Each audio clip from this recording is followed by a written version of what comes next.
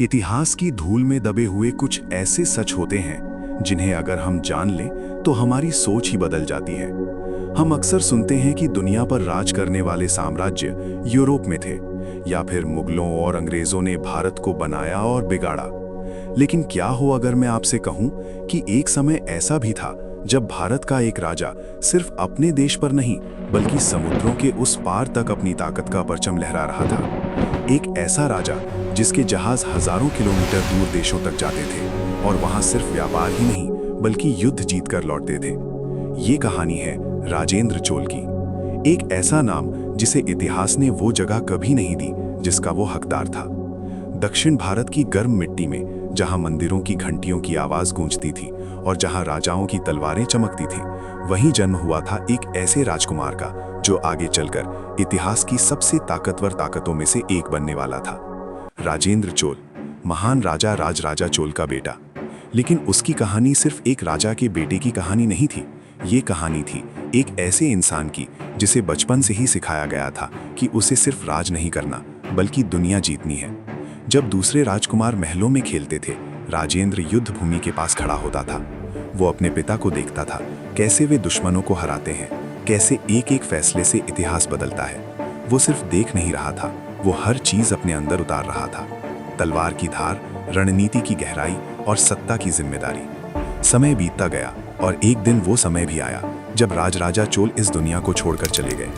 अब एक विशाल साम्राज्य एक युवा राजा के हाथों में था। लेकिन राजेंद्र चोल कोई साधारण राजा नहीं था। उसके अंदर एक आग थी, कुछ ऐसा करने की जो पहले कभी किसी ने नहीं किया था। उसने सबसे पहले अपने आसपास के दुश्मनों को खत्म किया, दक्षिण भारत के कई राज्यों को अपने अधीन कर लिया। लेकिन उसका सपना इससे कहीं बड़ा था। उसने अपनी सेना को तैयार किया और उत्तर की ओर बढ़ चला। एक लंबी यात्रा, खतरों से भरी, लेकिन उसका लक्ष्य साफ था, गंगा।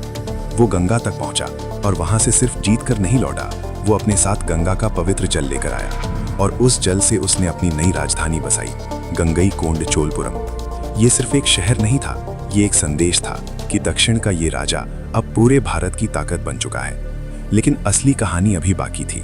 राजेंद्र चोल ने एक ऐसी चीज समझ ली थी जो उस समय बहुत कम लोग समझ पाए थे, कि असली ताकत समुद्र में छिपी है। उसने एक विशाल नौसेना तैयार की, जहाजों की ऐसी फौज जो लहरों को चीरते हुए आगे बढ़ सकती थी। और फिर उसने एक ऐसा फैसला लिया जिसने इतिहास की दिशा बदल दी। उसने अपनी सेना को समुद्र के रास्ते भेजा। लक्ष्य था श्री विजय साम्राज्य, आज का इंडोनेशिया और मलेशिया। एक शक्तिशाली साम्राज्य जो समुद्री व्यापार पर राज करता था। लेकिन उन्हें अंदाजा भी नहीं था कि एक भारतीय राजा उनके दरवाजे तक पहुंचने वाला है। हजारों जहाज समुद्र की गहराई में आगे बढ़ते हुए, लहरें तेज थीं, रास्ता मुश्किल था, लेकिन राजेंद्र चोल की सेना रुकी नहीं। और फिर एक सुबह जब श्री विजय साम्राज्य अपने सामान्य जीवन में व्यस्त था, अचानक समुद्र से आती हुई एक ताकत उन पर टूट पड़ी। चोल सेना ने हमला कर दिया, बंदरगाह जलने लगे, जहाज टूटने लगे और कुछ ही समय में पूरा साम्राज्य हिल गया। ये सिर्फ एक युद्ध नहीं था, ये एक ऐलान था कि अब भारत की ताकत समुद्रों तक फैल चुकी है। राजेंद्र चोल ने न सिर्फ उस साम्राज्य को हराया बल्कि ये साबित कर दिया कि भारत भी दुनिया की सबसे बड़ी ताकत बन सकता है। उसके बाद उसका नाम दूर दूर तक फैल गया, व्यापार बढ़ा, संपत्ति बढ़ी और उसका साम्राज्य अपने चरम पर पहुंच गया। लेकिन हर कहानी की तरह इस कहानी का भी एक अंत था। समय बदलता है, ताकतें बदलती है और धीरे धीरे चोल साम्राज्य भी कमजोर होने लगा। नई ताकतें उभरी और इतिहास ने करवट ली। लेकिन जो चीज कभी नहीं बदली वो थी राजेंद्र चोल की विरासत। आज भी उसके बनवाए मंदिर खड़े हैं, उसकी बनाई राजधानी की कहानी जिंदा है।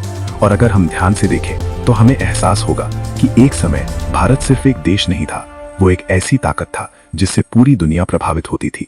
और उस ताकत के पीछे खड़ा था एक राजा जिसने ये साबित किया कि अगर इरादा मजबूत हो तो समुद्र भी रास्ता बन जाता है। राजेंद्र चोल, एक नाम जो सिर्फ इतिहास नहीं बल्कि गर्व है।